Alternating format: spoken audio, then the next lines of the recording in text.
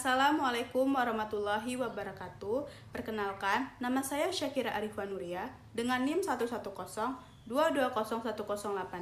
dengan prodi D3 Reka Medis dan Informasi Kesehatan. Baiklah, saya di sini akan membuat video wawancara kepada 3 narasumber yang terdiagnosa sebagai penyakit tiroid.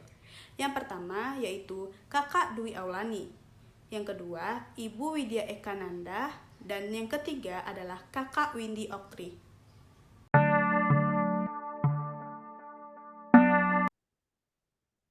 Assalamualaikum warahmatullahi wabarakatuh. Assalamualaikum warahmatullahi wabarakatuh. Perkenalkan, nama saya Syakira Arifah Nuria dengan NIM 11022201086, prodi D3 Reka Medis dan Informasi Kesehatan. Baiklah, saya di sini akan mewawancarai Kak Dwi Auliani sebagai narasumber pertama. Apakah kakak bersedia untuk diwawancarai? Iya. Oke. Boleh kakak ceritain nggak tentang uh, tentang apa tiroid yang kakak alami ini? Pas dari awal mulanya kakak mengetahui penyakit ini tuh. Pertama tuh kakak nggak ngeh, harus pakai bahasa Indonesia. Pertama tuh kakak nggak ngerasa kalau kakak nih tiroid. Kayak kakak punya teman sekelas. Nah, teman sekelas diagnosis tiroid juga. Kayak beberapa gejalanya ada keringat, kayak sering kecapean, kayak keringatnya tuh berlebih, sering sering capek. Pokoknya kayak lebih kayak tanda-tanda tiroid kan. Nah, pergilah dia ke dokter. Udah ketemu dengan dokter penyakit spesialis dalam, emang udah didiagnosa kalau dia tiroid. Terus kayak menjelang setelah beberapa bulan dia didiagnosa tiroid, yang kakak sekos tuh sama kawan kakak. Jadi tuh kakak tanya, kok gejala yang dia rasain itu ada sama kakak. Awalnya kakak nggak tahu kalau itu tiroid, kayak mungkin kecapean ya, stres karena kuliah kali ya. Nah, terus kakak bilang, aku ngerasain kayak kamu rasain, kakak bilang gitu kan, kayak keringat berlebih, jantungnya berkencang, sering capek, kayak emosi, nggak beraturan, kayak bad mood-an. Terus dia bilang ke kakak, coba cek aja, mana tahu tiroid kan. Nah, awalnya tuh karena kakak dulu ada belajar patologi, nah yang ngajak dosen kakak dokter, kakak konsul lah dengan dia kan. Awalnya kayak, Bu, saya punya gejala yang kayak yang kakak jelasin tadi. Eh, Deg-degan, keringat berlebih, sering capek gitu-gitu kan. Nah, terus ibu tuh bilang, udah pernah berobat belum? Sebelumnya belum. Itu kayaknya tahun 2021 kalau tidak salah. 2021 kan sebelum corona. Nah, ibu tuh bilang, BPJS-nya di mana kan? Karena kakak dari luar kota, kakak dari Jambi, kuliah di Padang. Iya. Jambi, Bu. Oh, di Jambi ya, kata ibu tuh. Maunya nemuin, coba lebih lanjut ke dokter umum, terus dirujuk ke spesialis dalam, kata ibu ya kan. Karena BPJS-nya di Jambi, awalnya disuruh beli obat CDR sama lupa kakak namanya, tapi itu untuk vitamin vitamin A6 kalau tidak salah, tapi 6 lupa kakak. Ya. Terus bilang kan, coba beli ini dulu, seminggu kita lihat perubahannya. Kakak beli, kakak konsumsi selama seminggu. Terus ibu tuh bilang, gimana ketemu belajar lagi kan dengan ibu tuh tanya gimana kondisinya, masih sama Bu, kayak nggak ada perubahan. Ya udahlah, langsung aja lah ke dokter spesialis penyakit dalam, kata dia gitu kan. Nah, pas tuh corona, kalau tidak salah seminggu setelah kakak minum obat, kakak pulang ke Jambi karena corona kan online semua. Iya. Nah, berobat. Pertama ke dokter umum, dirujuk ke spesialis dalam, dicek Dalam. udah dari situ taunya kalau kakak punya tiroid di dalam. Oh, jadi pas kan kakak periksa tuh, dokter tuh bilang nggak kak penyebab kakak tuh tiroid itu kenapa? Kan awal kakak periksa kan dia nanya pola makan kan awalnya kakak bilang Hmm. kakak suka lain awalnya ngira diagnosisnya DM Oh, DM. karena badan dari semua kan pola makan dan lain-lain DM nih mungkin jadi tuh ada dua tesnya tes tiroid yang 3 hormon sama gula darah Gula tapi darah. diagnosis terus kakak tanya kan, Dok, kok bisa sih saya kena tiroid gitu. Nah, kan tiroid ini gak ada yang dari keturunan atau apa, kok bisa saya kena gitu kan. Ya, Dokternya bilang mungkin imun, oh imun. sering stres dah. Dokternya awal bilang kayak gitu. Stres sih dok, apalagi kayak kuliah kan, lagi sibuk-sibuknya kuliah. Jadi kayak terlalu terbawa kayak di stresin gitu. Nah, jadi kayak bisa jadi stres kata dokter tuh. Terus pola makan juga kata dia gitu kan. Kan kakak ceritain nih pola makan kakak gini gini gini kan sering yang nggak sehat lah pernah makan sayur buah kayak yang cepat saji aja makanannya terus kayak dokter tuh bilang udah kurangin aja dulu ini kita lihat ke depannya kata dia gitu jadi itu kemungkinan kakak kena tiroid gara-gara imun. Oh imun. Kan ada ya kak yang faktor keturunan itu kan. Kirain yang faktor keturunan. Jadi kakak ini dari dari imun ya. Dari imun Eh, pada saat kakak mengetahui itu kakak umur berapa kak? umur 21. 21 tahun. Eh, pernah kan kakak kan waktu itu pernah ke rumah sakit kan, untuk check up. Itu pernah nggak kakak melakukan tindakan segala macam tuh kak? Kalau misalnya check up sebulan sekali ya. Iya. Kalau tiga itu paling cek darah, ambil hormon yang tiga tadi. PSHT, F4 sama F3 kalau nggak salah. Cuman 3 bulan sekali ngambil darah aja, cuman itu kok. Kalau Oh, yang tindak per bulan kan, berarti kakak ini belum tindakannya masih segitu ya, belum dioperasi segala macam. belum. Eh, kan kakak kata kakak kan minum obat itu juga iya nggak kak? Minum obat gitu. Apa? Minum obat, Hmm? minum obat. Kakak minum obat kan? Minum minum terus kan, nggak boleh berhenti kan. Itu dia itu per minggu apa per bulan apa per hari itu minumnya kak? Awal Dalam karena sebulan itu.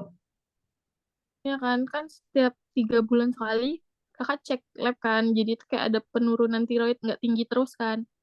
Jadi Hmm. kayak awal-awal tuh dosisnya yang tirozol kan kakak dikasih 2 obat. Obat pertama tirozol, obat kedua tuh propanolol. Yang tirozolnya untuk hormon tiroid, sedangkan yang propa tuh untuk tensi. Kan tensi kakak tinggi nih kalau kalau misalnya tiroid kisaran 180 ke atas Terus orang per putih, berapa 80 ke atas udah kayak deg-degan banget kan. Nah, cuman jantung. kalau tirozol tuh dia 10 gram sekali makan 3 kali sehari. Jadi jatuhnya 30 gram yang kakak konsumsi sehari. Oh, 3 butir pil itu kak. Oh. Tapi setiap bulan itu beda-beda gitu kan kak, obatnya apa selalu sama tiap bulan itu? Obatnya sih sama dari awal sampai sekarang pun sama, cuman dosisnya aja dibedain kan kayak udah kakak udah 2 tahun ti tiroid jadi kayak udah mulai turun kadar hormonnya. Hmm. Kan tiroidnya di bagian sini kan kak, ngaruh nggak dengan suara kakak tuh? Kakak ada ngaruh ke badan, lebih kayak ke dalam. Maksudnya kayak lebih kakak nggak ada gejala di luar, maksudnya di Nah, tubuh yang ada tuh kayak nggak ada gejala sih, cuman yang kayak yang tadi kakak rasain kayak capek, mm-mm. terus deg-degan, jantung berdebar-debar, gitu, tangan tremor gitu aja sih. Cuma kalau bengkak-bengkak nggak. Oh, ya. Hmm,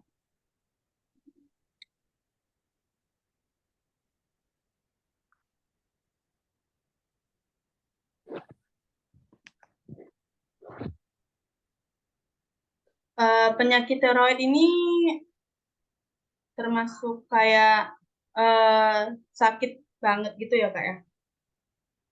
Kalau sakit sih enggak, cuman tuh yang kayak sering berdebar nih kalau misalnya kakak jalan. Kayak kan kalau berjalan kan kayak ngos-ngosan gitu nah, kayak Ya.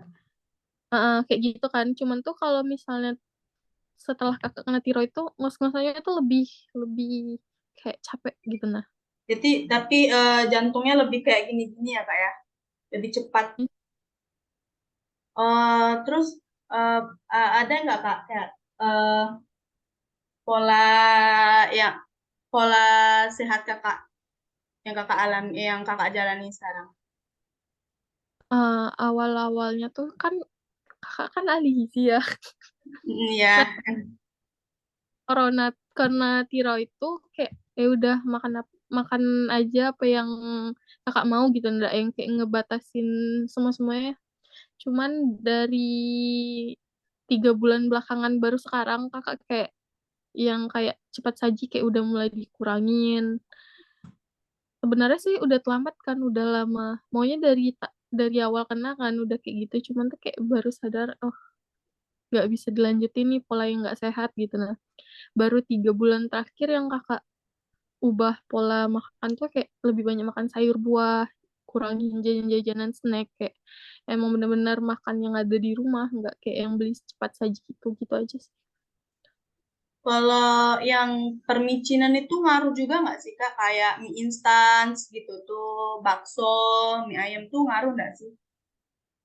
Ngaruh itu Ngaruh. yang dokter kan setiap kakak konsul ada dah makan yang kayak tadi kan kayak mie ayam, mie instan gitu-gitu kan yang kayak cepat saji lah intinya yang kayak dibeli-beli gitu kan. Kakak selalu bilang nggak ada karena dokter tuh udah ngelarang kayak gak usah makan yang gini-gini lagi ya, jaga pola makannya, olahraga dan lain-lain. Cuman kayak 2 tahun belakangan nggak ada kakak dengerin gitu, nah kayak masih kakak hantam aja kayak mau makan apa kakak beli gitu-gitu. Cuma karena udah selesai kuliah kan udah tinggal di rumah jadi kayak pola makannya lebih teratur, lebih Lebih kayak sehat juga. sehat tuh. Kalau kalau kakak apa sih kayak lari apa jalan sehat itu jantungnya masih gini juga nggak Kak? Apa normal aja? Kalau sekarang sih udah nggak lagi, paling karena kan kakak juga nggak ada aktivitas yang kayak kakak juga nganggur kan, jadi belum Ya. ada aktivitas. Kalau kemarin kuliah kan kayak presentasi atau ujian atau skripsi proposal kan kayak setiap kali mau maju kayak deg-degannya tuh udah lebih gitu. Nah kayak mungkin kalau bisa, kalau ditensiin mungkin tinggi tensi kakak kan. Cuma karena sekarang nggak ada yang dilakuin, jadi kayak udah kayak orang normal gitu, nah nggak ada yang kayak deg-degan atau apa. Dan kakak sekarang juga udah mulai olahraga kan, jadi kayak udah teratur sih tensi jantung dan lain-lainnya. Oh, Dan normal ya. lagi tensi, ngubah pola hidup sehat 3 bulan terakhir. Alhamdulillah berarti ya Kak.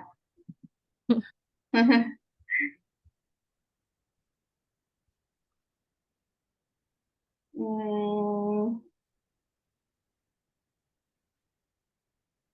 kakak pernah nanya nggak ke dokter? Tiroid itu tuh berapa persen dari keturunan gitu Kak? Kakak sih nggak pernah nanya, cuman kayak ditanya dengan dokter kan, ada riwayat keluarga, Kak. Kalau riwayat keluarga nggak ada dok, kakak bilang ke dokter kan, oh yaudah berarti ini kayaknya gara-gara pola makan, terus mungkin gara-gara imun tadi kan, karena sering stres, dibawa stres gitu nah. Itu sih cuma kata dokter kakak kan setiap kan kemarin 2021 kan sempat online kan, sempat juga Ya, offline gitu kan. Kakak sering ke Padang kan, kayak bolak-balik Padang Jambi kan. Cuman kan BPJS-nya harus diganti tuh. Kadang kakak BPJS kakak di Padang, kadang di Jambi. Jadi udah banyak dokter kayak rata-rata ya yang kakak datangi dokter tuh kayak rata-rata hampir ngomongnya kayak gitu semua kayak emang gara-gara imun, gara-gara pola makan gitu-gitu. berarti Karena besar satu dok kemungkinan besar kemungkinan tuh imun sama makanan ya, Kak.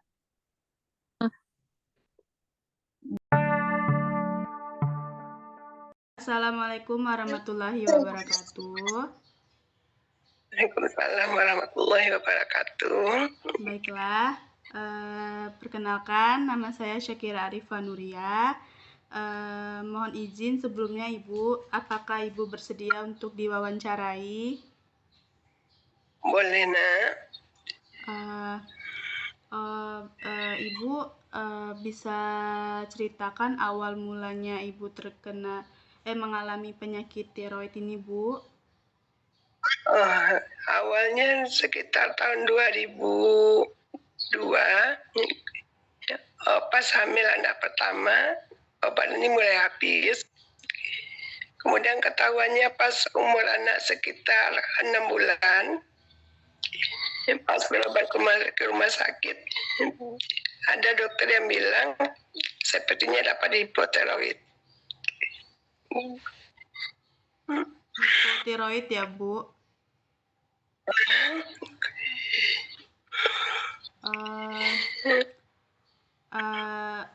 Waktu Ibu mengalami tiroid itu apa ada ciri-cirinya, Bu, yang di dalam tubuh Ibu, yang di diri Ibu? Awalnya terasa pas sampai melahirkan anak sekitar sampai 3 bulan mencret terus, kemudian badan habis, itu awal terasanya. Tapi nggak tahu ternyata itu gejala awal tiroid. Kemudian jantung berdebar-debar, keringat terus. Apakah Ibu sering check up ke rumah sakit, Ibu? Iya, kalau sekarang 1 kali 1 bulan tetap check up, kemudian cek rutinnya 1 kali 6 bulan untuk ambil cek labor. Apakah Ibu sudah sudah menjalani tindakan seperti operasi atau sebagainya? Iya, sudah pernah operasi hipotiroid di rumah sakit di Bukit Tinggi. Ternyata akibatnya yang operasi hipotiroid mengalami penyempitan saluran pernafasan. Baik, Ibu. Terima kasih atas wawancaranya.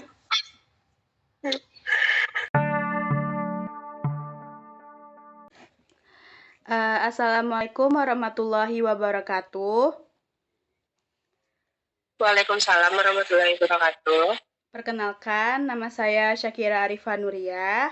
Mohon izin sebelumnya, saya di sini akan mewawancarai kakak. Apakah kakak bersedia? Ya, bersedia. Oke, kakak bisa menceritakan nggak bagaimana awal penyebab kakak tuh tahu kakak tuh mengalami penyakit tiroid ini? Jadi aku tuh sebenarnya anaknya sangat peka dan sensitif sama tubuh aku sendiri, alias suka mengeluh gitu kan. Jadi aku dulu pas awal-awal tuh sering, sebelumnya gejala awalnya itu aku kulit punggung aku ini kayak bakar gitu loh. Rasanya tuh jadi kalau keringetan kulitnya tuh jadi kayak berasa ketarik ketat, jadi kalau misalkan gerak tuh kayak berasa mau robek gitu loh kulit aku. Jadi sebelumnya tuh aku pergi ke dokter spesialis kulit 2 minggu sebelum aku ke spesialis penyakit dalam. Jadi di spesialis kulit tuh nggak ada dibahas apapun. Tapi aku masih ngerasa kayak aku gampang keringetan, terus kayak kalau keringetan tuh rasanya bener-bener nggak nyaman, gatal-gatal kayak gitu kan, perih. Terus pas aku lagi nggak ngapa-ngapain, lagi nggak beraktivitas, aku rebahan aja nih, tiba-tiba dada aku tuh rasanya nyesek, sakit, kayak sesek kayak gitu kan gitu kan. Terus pas malam aku tidur tuh aku selalu kehausan, jadi kayak botol Tupperware yang 1 liter itu bisa habis di malam hari selama aku tidur. Jadi aku sering kebangun karena ngerasa haus. Awalnya aku ngira itu karena kadang panas kan, tapi itu tuh aku ngerasa nggak normal gitu. Terus akhirnya aku searching jantung berdebar-debar, keringat berlebih itu gejala apa. Terus awalnya aku nyangka itu jantung kan, karena keluarga aku ada yang sakit jantung, ternyata enggak. Terus akhirnya aku konsul ke Halodoc kayaknya awalnya. Di Halodoc juga dibilang mungkin bisa jadi jantung atau enggak kelainan metabolisme kayak gitu. Terus akhirnya karena aku ada belajar anatomi fisiologi atau patologi gitu sama dokter pas di kampus, setelah jam kuliah aku akhirnya nanya ke ibu itu, gimana Bu, keluhan saya ini, karena ibunya tuh kebetulan memang kita sering, siapa yang sakit gitu sering konsul sama ibunya karena kebetulan dokter dan baik juga gitu kan. Terus akhirnya sama ibu itu disuruh tes tangannya tuh kayak ini, lurusin tangan di depan gitu buat lihat tremornya. Terus tremornya itu emang nggak yang kelihatan kayak gini, tapi ditaruh pas di atas 2 tangan aku yang lagi dilurusin itu kayak nampak getaran tremornya kan. Terus akhirnya dibilang sama ibu dosen ini yang dokter, kayaknya ini sih hipertiroid ya, jadi kamu cek aja langsung sekarang ke spesialis penyakit dalam. Terus direkomendasiin dokter yang emang hormonal gitu loh, dia mah spesialis dalam, terus dia bagian hormonal gitu. Terus akhirnya aku cek ke dokter, cek lab, ya emang hipertiroid ternyata. Jadi gejala kulit aku yang berasa kebakar tuh juga bagian dari hipertiroid itu tuh. Oh, penyebabnya ya Kak ya? Iya. Kan Kakak kayak check up gitu kan ke dokter kan? Iya, Iya. Ya, aku jadi akhirnya check up ke dokter di Hermina. Oh, Hermina. Di Padang. Dokter tuh bilang nggak Kak kalau penyebabnya tuh apa gegara faktor makanan atau faktor imun atau genetik atau yang lain gitu Kak? Jadi aku udah pernah nanya, aku kan udah berapa ya, udah 2 tahun lah, memasuki 2 tahun ya. Awalnya aku 1,5 tahun berobat, terus udah hilang tiroidnya, terus sekarang balik lagi tiroidnya kayak gitu, hipertiroidnya kan. Jadi aku udah nanya beberapa dokter, jadi emang itu tuh pengaruh dari imun sendiri. Jadi itu tuh kan hipertiroid termasuk ke imun, penyakit autoimun gitu kan. Jadi emang dari imun aku sendiri. Kalau dari keturunan sebelumnya nggak ada keluarga aku sakit hipertiroid, baru pertama kali ini sakit hipertiroidnya di aku. Kalau makanan kata dokternya nggak terlalu mempengaruhi ya, tapi ya kita juga harus menjaga makanan aja. Iya Kak. Soalnya kan kan sekarang kan makanan yang kayak instan tuh banyak gitu kan. Lagi kayak zaman sekarang tuh pasti instan makan kan. Kakak masih sering check up nggak ke rumah sakit? Aku rutin berobat 1 kali sebulan ke rumah sakit. 1 kali sebulan. Bulan ini udah, aku duluan awal bulan ini aku check up kemarin ke dokter. Nggak di rumah sakit, tapi di klinik sama dokter yang sama rumah sakitnya. Oh, belum melakukan tindakan apa-apa gitu ya Kak? Kayak operasi gitu, apa sebagainya belum kan? Jadi sebenarnya aku kan sempat ada goiter gitu kan. Goiter tuh pembengkakan di area leher sini gitu kan. Jadi sebelumnya sama dokter yang sebelumnya itu pas 2021 aku Oktober disuruh itu kan, dibilang 2021 bukan 2020 Oktober. Aku kan sakitnya dari Maret 2020 tuh sampai September 2021 udah berhenti pengobatan gitu kan. Jadi pas Oktober yang 2020 tuh aku dibilangin buat operasi kalau misalkan ini kan kadarnya emang lagi nggak normal gitu, emang lagi bereaksi. Jadi kalau misalkan ntar kadar tiroidnya normal, mau dioperasi nggak? Dia udah rekomendasiin buat operasi karena ada pembengkakan gitu kan. Terus aku bilang, emang ngaruh nggak Pak ke tiroidnya? Kalau nggak ngaruh nggak usah, soalnya ini tuh terlalu berisiko kan operasi di bagian sini. Jadi aku tuh nggak mau kayak gitu. Terus akhirnya dokternya tuh bilang cuman itu nggak bakal mempengaruhi tiroidnya, jadi itu cuma mengganggu ke estetik saja. Mana tahu nanti mau nikah katanya kan. Terus merasa kurang nyaman dengan pembengkakannya. Terus aku bilang aku nggak mau operasi. Alhamdulillah pas sehat kemarin itu bengkaknya itu udah berkurang. Bengkak yang di sini ya kak ya. Pas yang kakak tahu kakak tuh mengalami penyakit itu umur berapa kak? Umur 20. Oh belum 20. Di tahun 2020 bulan Maret. Ya kurang dari 20 tahun lah. Kurang dari 20 tahun. Udah kayaknya udah deh kak sampai situ. Oh, itu aja ya. Iya. Terima kasih ya kak atas udah mengizinkan untuk wawancarai kakak. Semoga kakak sehat selalu ya kak. Ya, terima kasih. Iya, terima kasih kak. Selalu lancar kuliahnya. Amin. Terima kasih kak. Ya, sama-sama. Ya.